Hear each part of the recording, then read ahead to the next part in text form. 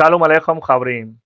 आप देख रहे हैं सुफियान बीएम यूट्यूब चैनल। ये तर्जमा यहोशुआ मिनिस्ट्री की जानब से पेश खिदमत है। मैं हूं विक्टर जॉन जर्मनी से खनूक की किताब के तर्जमे के साथ।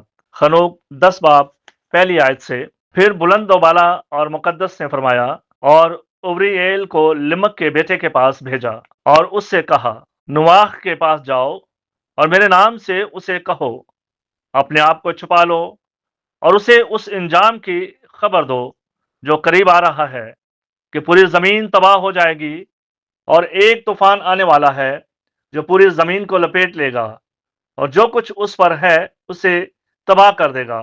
आयत 3। और अब उसे ये हदायत दो ताकि वो बच जाए और उसकी नस्ल दुनिया की तमाम नस्लों के लिए महफूज रहे। आयत 4। फिर यहोवा ने रफाएल से फरमाया, अजाजियल को हाथों और पैरों से बांधो और उसे तारीकी में डाल दो और सहरा में जो दो दाइल में है एक खुला गड़ा बनाओ और उसे वहां डाल दो। आयत 5। और उस पर सख्त और खुरदरे पत्थर रख दो और उसे तारीकी में ढांप दो और उसे हमेशा के लिए वहीं रहने दो और उसके चेहरे को ढांप दो ताकि वो रोशनी ना देख सके। आयत 6। और बड़ी अदालत के दिन उसे आग में डाल दिया जाएगा। आयत 7। और जमीन को ठीक करो जो फरिश्तों ने खराब की है और जमीन की शिफा का ऐलान करो ताकि वो उस मुसीबत को ठीक कर सकें और इंसानों के तमाम बच्चे उन राजों की वजह से न मरें जो निगहबानों ने जाहिर किए और अपने बेटों को सिखाए हैं। आयत 8।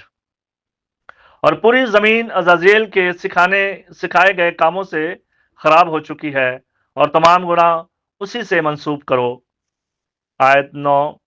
और यहोवा ने जब्राइल से फरमाया, आधे इंसानों और बदकारों के खिलाफ और बदकारी के बच्चों के खिलाफ कार्रवाई करो और निगहबानों के बच्चों को इंसानों में से खत्म कर दो, उन्हें एक दूसरे के खिलाफ जंग में भेज दो ताकि वो आपस में लड़कर तबाह हो जाएं, क्योंकि वो लंबी जिंदगी नहीं गुजारेंगे। आयत 10। और जो दरखास्त वो तुमसे करें उनकी तरफ से जिनसे वो पैदा हुए थे उनके लिए कबूल ना की जाए, क्योंकि वो उम्मीद रखते हैं कि वो हमेशा की जिंदगी जिएंगे और उनमें से हर एक 500 साल जिंदा रहेगा। आयत 11। और यहोवा ने मिकाइल से फरमाया, जाओ शिमित्सा और उसके साथियों को बांध दो जिन्होंने औरतों के साथ मुतहद होकर खुद को उनके साथ नापाक किया और हर किस्म की नापाकी में पड़े। आयत 12। और जब उनके बेटे एक दूसरे को कत्ल कर चुके हों और उन्होंने अपने प्यारों की तबाही को देख लिया हो तो उन्हें जमीन की वादियों में 70 नस्लों तक मजबूती से बांध दो, यहां तक कि उनके फैसले का दिन और उनका मुकम्मल खात्मा हो जाए और हमेशा के लिए अदालती वक्त खत्म हो जाए। आयत 13। इन दिनों में उन्हें आग की गहराई, अजाब और कैद की तरफ ले जाया जाएगा जहां वो हमेशा के लिए कैद रहेंगे। आयत 14। और जो भी मुजरम करार दिया जाएगा और तबाह किया जाएगा वहीं से वो हमेशा के लिए उनके साथ बांधा जाएगा। आयत 15। और तमाम बदकार रूहों और निगहबानों के बच्चों को खत्म करो क्योंकि उन्होंने इंसानियत को नुकसान पहुंचाया है। आयत 16। जमीन पर से तमाम शरारत को खत्म करो और हर बुरे काम को खत्म करो और रास्तबाजी और सच्चाई का पौधा जाहिर हो और वो एक बरकत साबित होगा। रास्तबाजी और सच्चाई के काम हमेशा के लिए खुशी में जड़ेंगे। आयत 17।